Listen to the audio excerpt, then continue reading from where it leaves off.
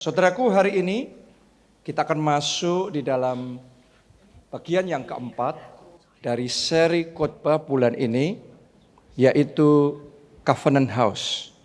Covenant House bicara tentang keluarga yang dibangun dalam perjanjian dengan Tuhan. Ya, jadi house di sini bicara tentang keluarga yang hidup dalam perjanjian dengan Tuhan. Artinya Tuhan nomor satu, Tuhan yang pertama. Tuhan yang memimpin, Tuhan yang menyertai, Tuhan yang memelihara, Tuhan yang menjaga keluarga kita. Doa saya keluarga saudara bukan berjalan dengan kekuatan manusia sendiri, tapi ada Tuhan di dalam keluarga saudara. Ada Tuhan yang jadi pelindung di dalam keluarga saudara. Nah, di dalam bagian yang keempat dari seri khotbah ini, judul firman Tuhan hari ini adalah The Family Project. We build together. Ya, jadi proyek keluarga di mana kita membangun keluarga bersama-sama. Kita membangun rumah tangga kita bersama-sama. Saudaraku, hari Senin kemarin negara kita baru saja merayakan kemerdekaannya. Betul ya? Merdeka, oke? Nah, setelah merdeka itu adalah titik awal pembangunan dimulai. Sejak dari Indonesia merdeka sampai hari ini, berbagai macam pembangunan dari semua bidang terus dikerjakan. Demikian juga hanya dengan keluarga kita. Kalau Anda masih ingat khotbah minggu lalu bicara tentang merdeka dari warisan yang negatif. Nah, setelah kita merdeka, kita perlu untuk membangun keluarga kita. Kita perlu untuk membangun rumah tangga kita. Ya, yang namanya rumah tangga itu perlu untuk dibangun. Kalau rumah kita bisa beli jadi. Dari developer mungkin di mana Anda tinggal sekarang ini, rumahnya mereka yang bangun, Anda yang beli. Terima jadi. Tapi yang namanya rumah tangga enggak ada dari kita yang bisa beli rumah tangga jadi. Harganya berapa rumah tangganya? No way. Rumah tangga adalah sebuah family project. Sebuah proyek yang kita bangun terus menerus seumur hidup kita. Enggak pernah selesai. Nah, ini bicara tentang firman Tuhan hari ini. Jadi pertanyaannya adalah apakah kita sudah bersama-sama membangun rumah tangga kita. Membangun atmosfer kasih. Membangun kebahagiaan di dalam keluarga kita. Membangun rasa saling percaya, membangun kebersamaan di dalam keluarga, membangun masa depan keluarga bersama-sama. Ini yang khotbah hari ini, we build together. Ya, kita nggak bisa dengan pasif terus berharap tahu-tahu Tuhan ngasih rumah tangga kita jadi indah. No way. Ya, kita harus aktif untuk membangun rumah tangga kita bersama-sama. Mazmur 127 ayat yang pertama bagian A. Nyanyian syiar Salomo. Jikalau bukan Tuhan yang membangun rumah, sia-sialah usaha orang yang membangunnya. Nah, supaya enggak sia-sia, di ayat ini ada dua bagian. Tuhan membangun, orang juga membangun. Dalam keluarga kita juga sama. Kalau kita mau rumah tangga kita jadi indah, nomor satu, kita butuh Tuhan terlibat dalam rumah tangga kita. Karena itu judul khotbah hari ini, bulan ini, Covenant House. Tuhan, kita buat covenant sama Tuhan yang memimpin keluarga kita. Tapi bukan cuma Tuhan, kita juga harus. Kita punya peranan, kita punya tanggung jawab, yaitu kita harus aktif membangun keluarga kita, rumah tangga kita. Karena Alkitab ngomong, kalau kita usaha sendiri tanpa Tuhan yang menolong, sia-sia. Sebaliknya, kalau kita cuma berharap Tuhan yang membangun dan kita nggak mau ngerjain apa-apa, maunya terima jadi, Tuhan tidak mau. Jadi untuk keluarga bisa berhasil, untuk rumah tangga bisa harmonis, bisa indah. Itu bukan kita cuma berdoa terus nunggu. Tiba-tiba kita rukun sama pasangan kita. Tiba-tiba baik semuanya komunikasi kita. Tiba-tiba indah suasana keluarga kita. No. Benar harus berdoa. Kita mohon Tuhan terlibat di dalam keluarga kita. Tapi kita harus sadar kita turut membangun, kita bertanggung jawab membangun rumah tangga kita. Pertanyaan buat kita masing-masing, selama ini sudahkah kita membangun rumah tangga kita? Jangan-jangan kita cuma aktivitas bersama. Jangan-jangan dalam rumah tangga kita cuma tinggal bersama. Ada enggak rumah tangga yang suami istri, orang tua, anak tinggal bersama tapi enggak pernah membangun bersama-sama?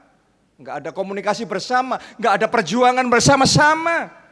Enggak ada usaha satu dengan yang lain.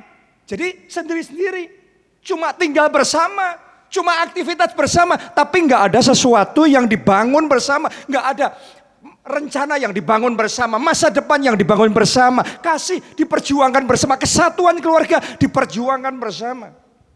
Hari ini ayo kita buka hati kita lebar-lebar. The Family Project. Project keluarga, we build together. Suami istri bersama-sama kita membangun keluarga kita. Bukan cuma suami yang mengusahakan. Bukan cuma istri yang berjuang sendiri. Saya berdoa suami-suami dan istri-istri di tempat ini kita kompak membangun keluarga kita. Karena di dalam kesatuan di situ berkat Tuhan diperintahkan. Tepuk tangannya pula yang paling meriah buat Tuhan kita. Setiap kata itu adalah ibarat kayak batu bata untuk membangun rumah tangga kita. Setiap pelukan, setiap pengampunan, setiap doa yang kita naikkan buat keluarga kita, itu adalah batu bata untuk membangun rumah tangga kita. Jadi saya ajak kita semua di sini karena kita semua pasti ada dalam keluarga. Ayo kita membangun keluarga kita bersama-sama. Pertanyaannya sekarang, bagaimana cara kita bisa membangun rumah tangga kita bersama? Ya, kita mulai dari yang pertama ya. Bagaimana suami istri bisa bangun rumah tangga bersama. Jadi bukan cuma hidup bersama, stay bersama, tapi benar-benar membangun bersama-sama. Nomor satu, suami istri harus punya visi yang jelas. Ibaratnya kayak kita bangun rumah, gambarnya harus jelas. Rumah seperti apa, berapa lantai, seperti apa dibangunnya. Karena dengan gambarnya yang jelas, semua pekerjaannya bisa membangun dengan jelas. Akhirnya jadi. Di dalam rumah tangga juga sama seperti itu, kita butuh blueprint. Kita butuh visi untuk kita bisa membangun keluarga seperti apa yang kita mau bangun di dalam keluarga kita. Semua orang membangun keluarga, tapi gambarannya, picture-nya yang kita perjuangkan, yang kita mau bisa berbeda-beda. Pertanyaan saya, apakah Anda punya gambar yang jelas? Rumah tangga yang kayak gimana yang Anda sedang perjuangkan untuk keluarga saudara. Itulah visi. Dan visi itu butuh untuk dikomunikasikan. Visi itu butuh untuk diimpartasikan. Ya, melalui kalimat yang terus-menerus, kata-kata yang terus-menerus diulang. Tiap hari keputusan-keputusan yang diambil di dalam keluarga kita menuju kepada visi. Visi dalam keluarga itu kelihatan dengan jelas dengan apa yang Anda rayakan dalam keluarga saudara. Apa yang dipuji di keluarga saudara, apa yang dianggap jempol, apa yang dianggap baik dalam keluarga saudara, apa yang ditolak oleh keluarga saudara. Semuanya itu sebenarnya bicara tentang visi dalam keluarga. Kalau ini contoh ya, orang tua sering ngomong sama anaknya, apapun yang terjadi dalam hidup kita, kita harus tetap cinta Tuhan. Kita harus tetap setia sama Tuhan. Itu orang tuanya sedang membangun rumah tangga yang love God with passion.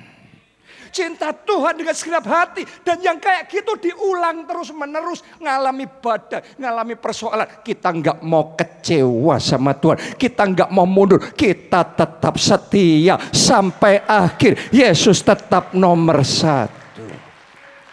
That is visi, itu visi keluarga yang cinta Tuhan. Pertanyaannya seperti apa di dalam keluarga saudara? Kalau orang tua selalu mengutamakan ibadah daripada kenyamanan, mengutamakan integritas daripada sekedar keuntungan materi, mengutamakan kasih daripada ego, mengutamakan pelayanan daripada gengsi. Saya mau ngomong sama saudara, dari nilai sehari-hari yang terus diperkatakan, yang terus diceritakan, keputusan-keputusan kecil yang terus dilakukan, itu jadi visi, itu jadi nilai buat keluarga tersebut. Oke, visi keluarga adalah nilai yang terus dihidupi, nilai yang terus diulang. Nah ini nih, Anda harus ngerti, ini bicara tentang visi, nilai yang terus dicontohkan. Oke, orang tua bukan cuma nyuruh anaknya ngelakuin apa, tapi kita sebagai orang tua jadi teladan hidup kita seperti apa di mata anak-anak kita. Dan itu nilai yang terus diperjuangkan sampai akhirnya semua keluarga kita nangkep, oh ini loh keluarga kita tuh kayak gini, ini yang diperjuangkan, inilah keluarga kita. Itu bicara tentang visi keluarga. Contoh nih saudaraku ya, dalam Alkitab, keluarganya Yosua punya visi yang jelas. Yosua ngomong gini sama bangsa Israel, apapun yang terjadi, kalian mau seperti apapun, tapi aku dan seisi keluargaku, kami akan beribadah kepada Tuhan. Mau yang lain jungkil bari, mau yang lain ninggalin Tuhan, mau yang lain gak setia sama Tuhan. Tapi aku dan seisi keluargaku, kami tetap beribadah kepada Tuhan. Itu keluarga yang visinya cinta Tuhan. Yang penting Tuhan.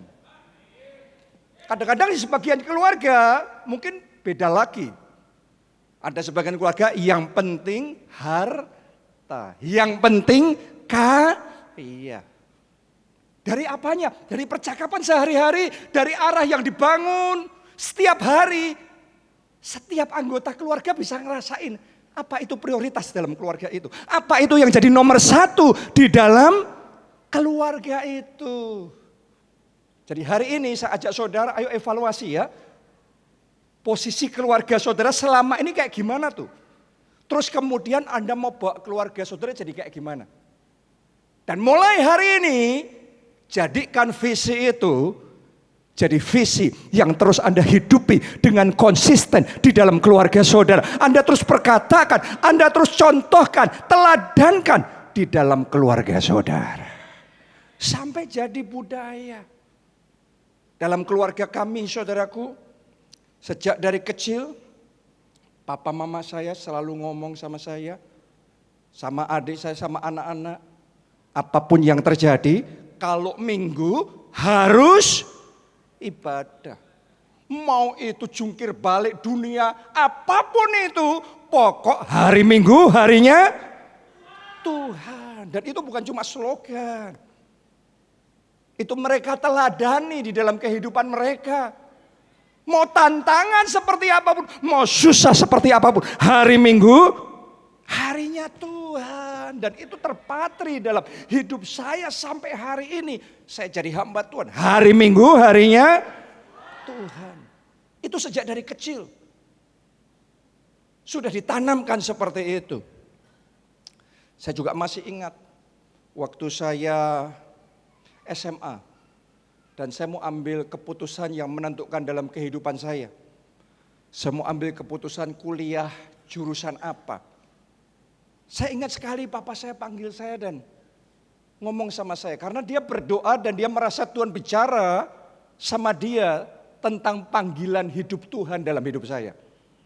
Panggilan Tuhan dalam hidup saya, yaitu jadi hamba Tuhan. Tapi waktu itu saya menolak. Saya belum mau. Tapi karena Pak Obadja berdoa seperti itu, Pak Obadja panggil dan ngobrol dari hati ke hati. Enggak maksa, tapi ngarahin. Ngobrol dari hati ke hati. Saya ingat papa saya ngomong, papa saja sudah sukses jadi pengusaha. Tapi waktu Tuhan panggil, papa tinggalkan semuanya untuk mengikuti panggilan Tuhan. Artinya buat papa ada hal yang lebih bernilai daripada sekedar harta dunia. Harta dunia penting, tapi ada yang lebih penting, lebih utama. Dan itu sesuatu yang diimpartasikan, nilai yang diimpartasikan dalam hidup saya. Dan saya bersyukur karena itu sampai hari ini terus panggilan Tuhan itu jadi nomor 1. Haleluya. Ini visi nih saudaraku, ini nilai yang terus dibagikan. Saya masih ingat waktu saya kecil, sama seperti anak-anak yang lain kan saya sukanya main games. Ya, zaman itu kalau nggak salah ada Atari, ada Nintendo, PlayStation. Saya kepengen, saya juga dibeliin dong. Semuanya teman-teman saya yang lain dibeliin, kok saya tidak. Tapi papa saya ngomong sama saya, kalau untuk yang kayak gitu papa nggak mau beliin. Tapi kamu minta sama papa yang berguna untuk kemajuan, papa kasih. Saya masih ingat saya suka main musik. Dan saya minta dibeliin drum, papa kasih. Saya minta dibuatin studio musik saya sendiri, papa kasih. Pokok kalau sesuatu yang positif, sebuah kemajuan, seberapapun itu selama sanggup, papa saya kasih. Tapi kalau untuk sesuatu yang buat papa saya tidak mengarah kepada visi Tuhan, panggilan Tuhan, papa saya tidak kasih. Itu message yang jelas dalam hidup saya bahwa ada hal yang utama daripada sekedar senang-senang. Dan itu diimpartasikan, visi hidup kayak gitu sejak dari kecil diimpartasikan. Makanya sampai hari ini terus fokus pada visi. Ini namanya adalah visi keluarga yang love God with passion. Doa saya mulai hari ini, semua keluarga di tempat ini, visinya dipertajam, visinya diperkuat, visinya diluruskan. Keluarga saudara jadi keluarga yang cinta Tuhan. Love God, love people with passion. Jadi ini mari kita tangkap dan kita perjuangkan di dalam keluarga kita. Suami istri, we build together. Mari kita bangun bersama-sama. Nomor 2, ya kalau kita mau membangun bersama-sama, yang kedua kita perlu menanggalkan ego. Ya, saudara, setiap orang masuk di dalam pernikahan, dalam satu hubungan, setiap orang membawa keinginan masing-masing, pengharapan masing-masing. Ya, kebiasaan dan cara berpikirnya masing-masing. Oke, ibaratnya kayak sama-sama membangun rumah, suami istri. Pasti ada bedanya, kepengen rumahnya sama, tapi mungkin yang suami yang penting garasinya besar. Kenapa? Mobilnya bisa menampung banyak. Tapi mungkin yang istri yang penting dapurnya besar, masak-masak, yang meriah, dan macam-macam. Belum lagi desainnya, belum lagi fungsionalnya dan lain sebagainya. Saya mau ngomong sama saudara, masalahnya seringkali bukan pada perbedaannya. Masalahnya seringkali ketika kita tidak mau saling mengalah. Masing-masing pihak mempertahankan egonya sendiri-sendiri. Karena perbedaan itu pasti. Tapi bisa jalan apa tidak bersama-sama adalah apakah kita mengutamakan egonya kita. Kalau kita pokok cuma mau main menang sendiri, egonya kita sendiri, itu ya akan menjadi penghalang besar dalam sebuah hubungan pernikahan, penghalang besar di dalam persahabatan, penghalang besar dalam hidup bersama kita di masyarakat, di kongsian, di banyak hal. Hari ini saya ingin ajak saudara, ayo buka hati lebar-lebar. Kita terima nasihat firman Tuhan di dalam Filipi 2 ayat 2 sampai ayat yang keempat. Firman Tuhan ngomong gini, karena itu sempurnakanlah sukacitaku dengan ini. Hendaklah kamu sehati, sepikir dalam satu kasih, satu jiwa, satu tujuan.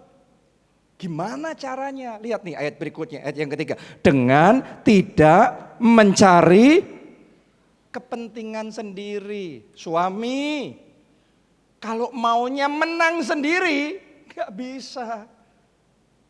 Istri juga sama, kalau kepentingannya sendiri, gak jalan. Dengan tidak mencari kepentingan sendiri atau puji-pujian yang sia-sia. Sebaliknya, hendaklah dengan rendah hati. Boleh nggak semuanya saya ajak ngomong rendah hati? Semuanya katakan bersama-sama, saya mau rendah hati. Dengan rendah hati yang seorang menganggap yang lain lebih utama daripada dirinya sendiri. Yang ini keluarga rukun nih. Kalau suami nganggep kemauannya istri lebih utama. Kalau istri nganggep pengharapannya suami lebih utama dari yang dia mau sendiri. Jalan nih. Keluarga happy nih. Ayat yang keempat. Dan janganlah tiap-tiap orang hanya memperhatikan kepentingannya sendiri. Tetapi kepentingan orang lain juga. Suami-suami, kepentingan istri juga. Yang sebaliknya istri, perhatikan kepentingan suami juga sama-sama. Baru jalan. Ayo buka hati saudaraku. Sementara firman ini disampaikan dalam keluarga kita, di dalam pernikahan kita masing-masing. Jangan-jangan sikut-sikutan selama ini. Ya karena semuanya mau menang sendiri. Anda punya situasi yang beda-beda ya di keluarga kita masing-masing. Tapi ayo biar Roh Kudus bicara dan biar Roh Kudus bekerja dan memulihkan keluarga kita. Ego ngomong pokoknya harus ikut mauku. Tapi kasih ngomong ayo kita cari yang terbaik untuk bersama. Ego ngomong ngapain saya mesti minta maaf duluan. Apakah itu yang Anda katakan? Kok saya yang suruh minta maaf duluan, enak dong dia. Tapi kasih akan berkata, kalau itu kebaikan dan itu bisa memulihkan keluarga kita, saya bersedia. Oke? Ego ngomong yang penting saya senang. Tapi kasih ngomong, apakah pasangan saya juga senang? Ini saudaraku, ayo kita mulai berpikir dua sisi. Dalam yang kita perjuangkan selama ini tarik-tarian nih sama pasangan kita. Pertanyaannya kita cuma ngelihat satu sisi, sisinya kita atau sisinya dia juga. Ego ngomong saya ingin didengarkan. Tapi kasih berkata saya juga mau belajar mendengarkan. Oke? Ego ngomong apa yang bisa saya dapat dari pasangan saya. Tapi kasih berkata apa yang bisa saya berikan untuk pasangan saya. Untuk suami saya, untuk istri saya.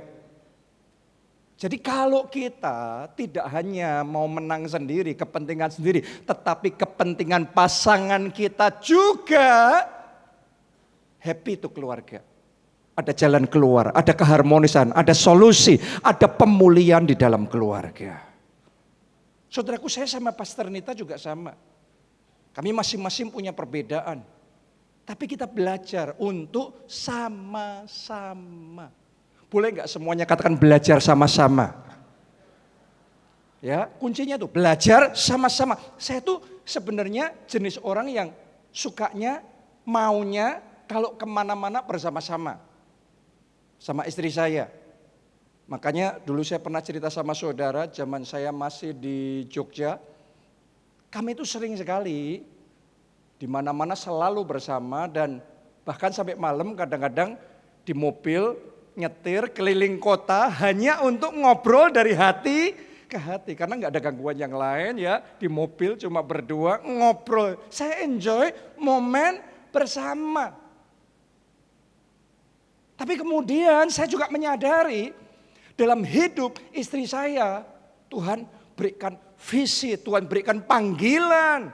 Jadi dia juga punya kegiatan, dia juga punya kesibukan, ada hal-hal yang dia juga kejar. Yang mana kalau saya pribadi maunya dia pokok sama saya. Awalnya enggak enak. Tapi kemudian kita mulai belajar saling menyesuaikan diri dengan baik. Jadi kalau pas waktunya bisa bersama ya kita bersama-sama. Tapi pas waktunya nggak bisa bersama, kita sendiri pun kita tetap enjoy. Awalnya enggak, tapi kalau kita tuh saudaraku ya mau membuka hati dan kita melibatkan Tuhan di dalam keluarga kita, Tuhan akan berikan anugerah di dalam keluarga kita. Sehingga waktu sendiri pun saya juga bisa enjoy. Saya bisa happy, saya bisa enjoy makan di restoran sendiri. Dan kemudian sambil itu melakukan urusan saya, ngerjain urusan saya sendiri. Dan itu jadi enjoy. Jadi sendiri enjoy, bersama juga enjoy. Pertanyaan saya sama saudara adalah apakah harus situasi tertentu Anda bisa enjoy? Karena kalau Anda sendiri nggak bisa happy, bersama pun nggak happy. Hari ini saya berdoa Tuhan memberikan anugerah Anda tetap bisa bahagia di dalam keluarga, di dalam pernikahan saudara. Ada kebahagiaan, ada keharmonisan. Tepuk tangannya boleh yang paling meriah buat Tuhan kita. Saya sama Pastor Nita dulu sangat sering bersih tegang karena standar kebersihan dan kerapian kami beda. Oke, ya. Tapi saya belajar untuk bisa menerima. Setelah itu dia juga belajar untuk bisa lebih baik, untuk bisa lebih rapi, untuk bisa lebih bersih. Akhirnya kita menemukan titik temu.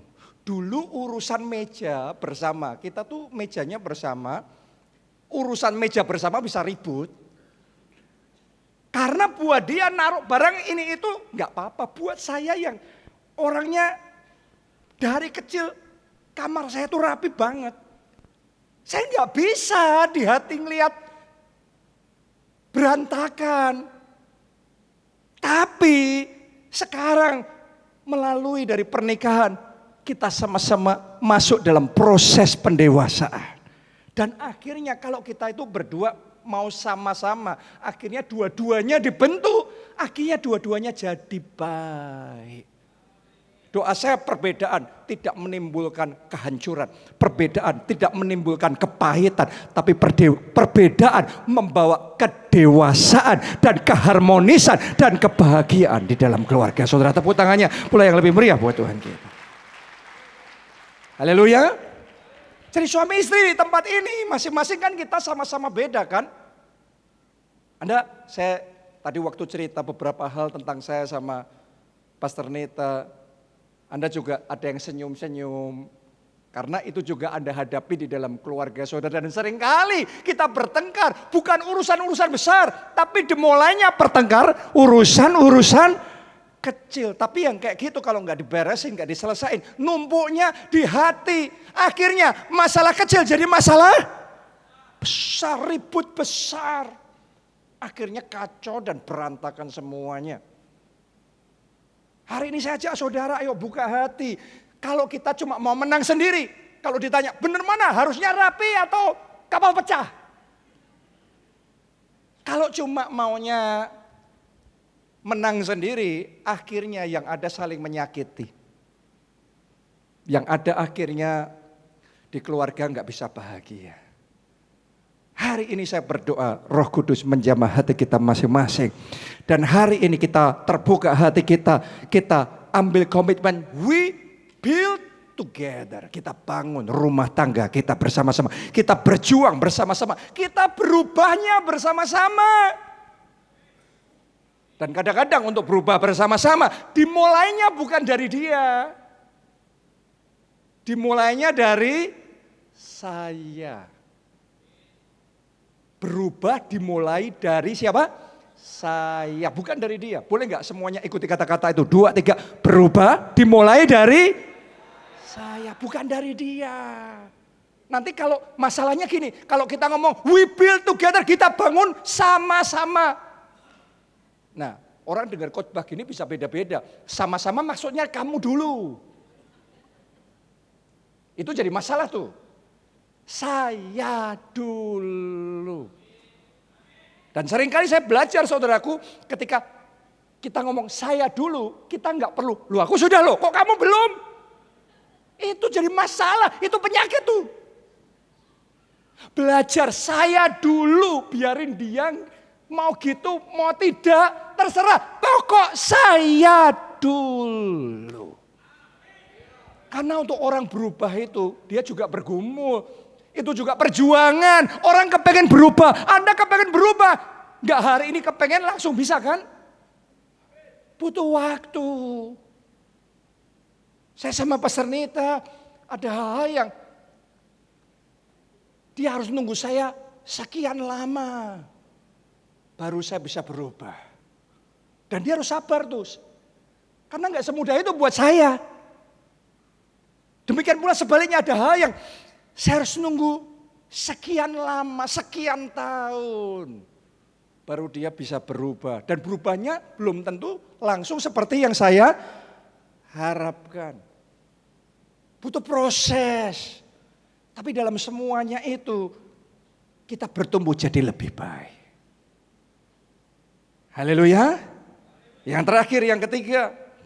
Kalau kita mau membangun rumah tangga bersama-sama, yang ketiga, komunikasi suami istri yang baik, jelas, dan sehat. Ini kunci nih. Karena kadang-kadang di dalam keluarga, di dalam rumah tangga bukan kurang kasih, tapi kurang komunikasi. Bukannya suami istri nggak saling menyayangi, saling sayang, tapi komunikasinya nggak kena, nggak nyambung, nggak connect. Akhirnya yang terjadi adalah kekacauan, saling menyakiti, miskom. Di dalam Alkitab ada kisah yang sangat terkenal tentang pembangunan Menara Babel. Anda masih ingat kisah itu? Awalnya pembangunan jalannya kencang banget, lancar sekali. Kompak, mereka bisa komunikasi dengan baik, nyambung. Dan di dalam kesatuan itu progresnya bagus sekali. Sampai di satu titik karena tujuannya salah, Alkitab mencatat Tuhan mulai mengacaukan bahasanya mereka. Begitu dikacaukan, komunikasinya salah kaprah, ya, terputus. Akibatnya ketika komunikasi salah paham. Yang ini merasa jengkel. Lihat saudaraku ya, coba Anda teliti. Terjadi enggak di dalam keluarga saudara? Ngomongan maunya nyelesain masalah, bukannya selesai. Lebih marah, lebih sakit hati. Itu masalah komunikasi itu. Ngomongan tapi yang satu merasa tidak dipahami. Ada enggak di sini istri yang merasa tidak dipahami? Ini masalah komunikasi nih. Merasa disepelekan, merasa tidak dianggap, terus saling menyalahkan satu dengan yang lain. Suami istri berapa banyak merasa tidak didukung oleh pasangannya sendiri. Ada juga berapa banyak suami yang merasa berjuang sendiri, istri yang merasa bekerja sendiri, berdoa sendiri. Ketika itu terjadi di proyek besar Menara Babel yang awalnya progresnya bagus sekali, begitu komunikasinya kacau, proyeknya berhenti. Proyek itu berhenti bukan karena kehabisan material bangunan, Proyek itu berhenti karena masalah komunikasi. Kadang-kadang bukan kita nggak saling sayang di dalam rumah tangga kita. Tapi kalau komunikasinya bermasalah, akhirnya keharmonisannya akan terpengaruh juga. Akhirnya visi keluarga jadi benturan satu dengan yang lain, saling menyakiti. Akhirnya berapa banyak rumah tangga yang kandas di dalam badai karena masalah komunikasi. Jadi hari ini saya ingin ajak saudara, ayo berdoa minta hikmat Tuhan supaya komunikasi di dalam keluarga kita bisa berjalan dengan baik kembali.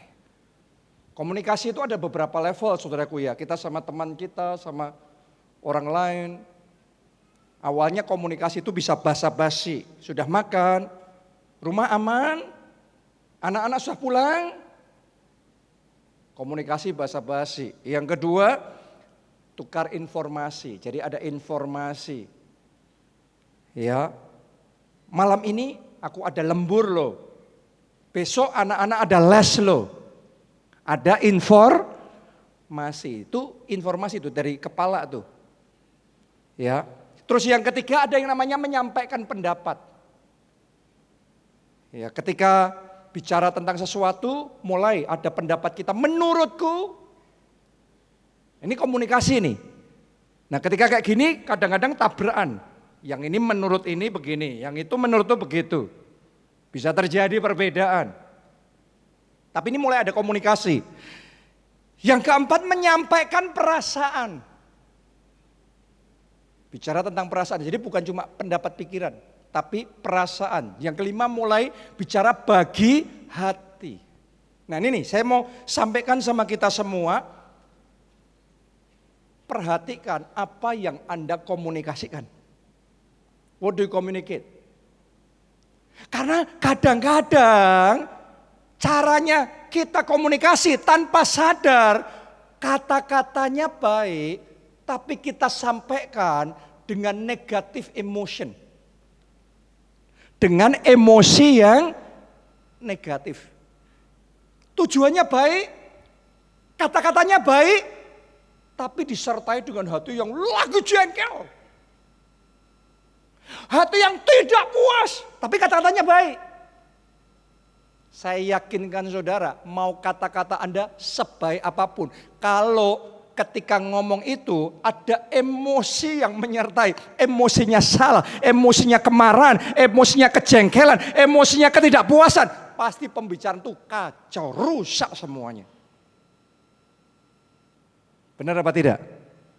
Jadi hari ini ayo kita sadari komunikasi bukan cuma kata-kata, komunikasi juga perasaan, komunikasi juga emosi, komunikasi juga hati. Belajar untuk menyampaikan kata-kata yang baik dengan emosi yang positif.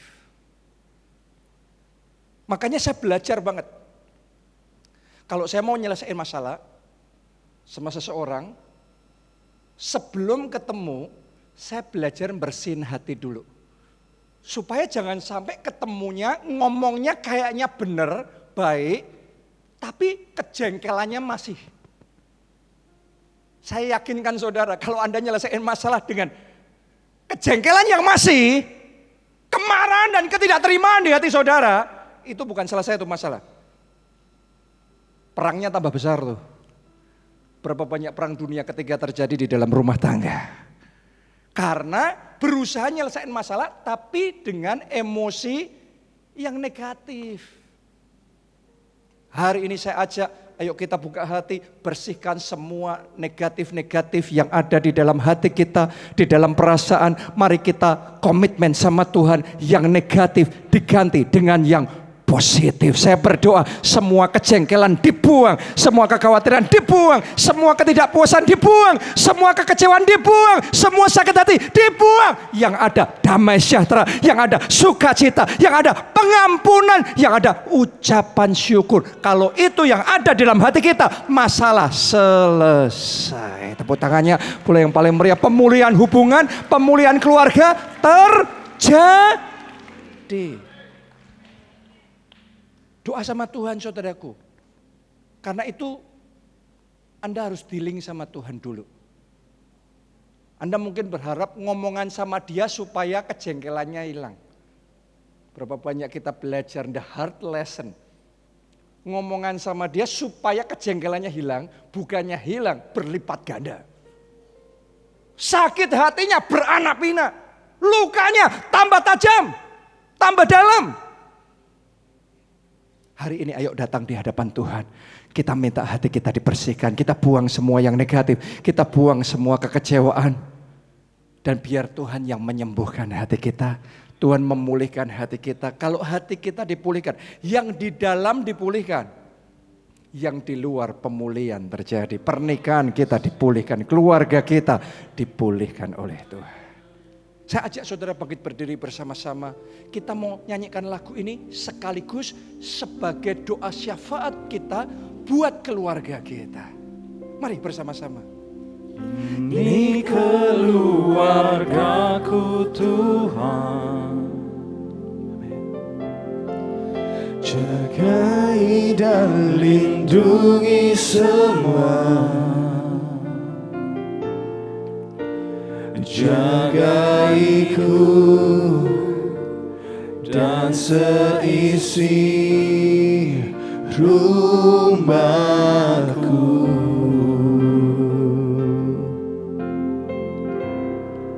Sampai akhir hidupku Tuhan, ku mau setia melayani-Mu. Ku bahagia jadi keluarga Allah. Mari kita angkat dua tangan kita. Bersama-sama kita berdoa buat keluarga kita. Ini keluargaku Tuhan. Bawa pasangan saudara, istri, suami saudara, anak-anak saudara, orang tua saudara. Tuhan berkati, Tuhan jagai, Tuhan lindungi, dan seisi rumah. Amin, amin. Sampai akhir hidupku Tuhan, ku mau setia melayani-Mu. Ku bahagia jadi keluarga Allah. Sekali lagi, dari hati yang paling dalam katakan, ini keluargaku Tuhan, berkati dan lindungi semua, jagaiku dan seisi rumahku.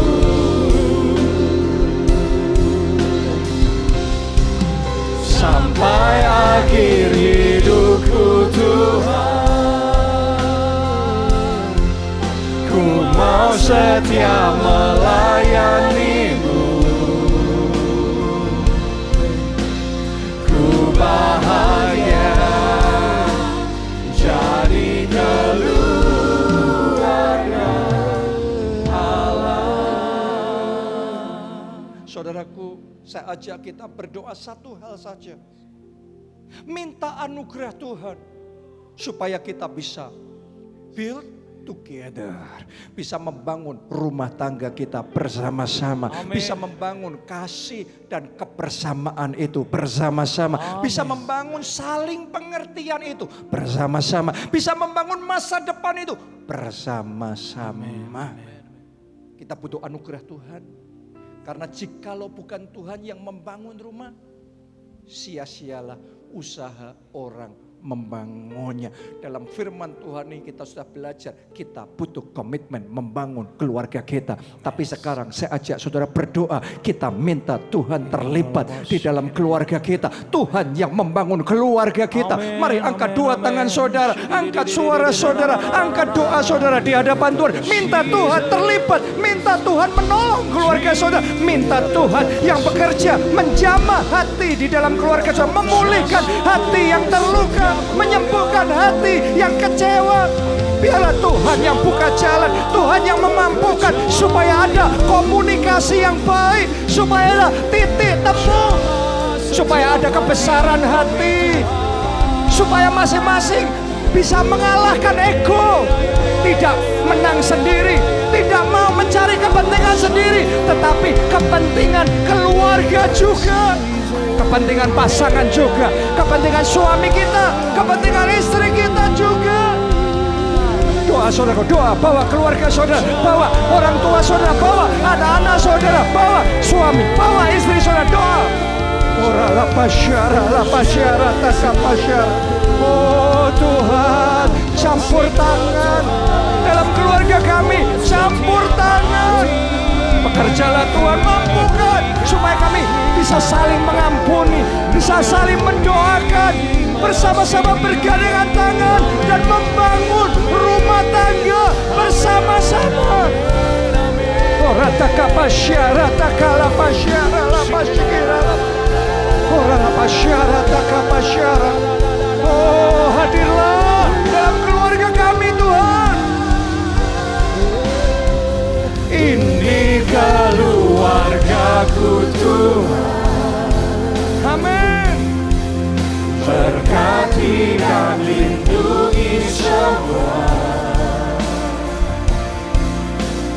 jaga hidup dan seisi rumahku.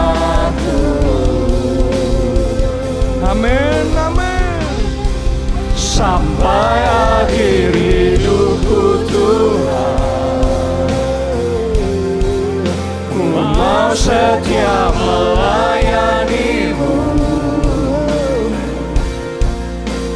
Ku bahagia jadi keluarga.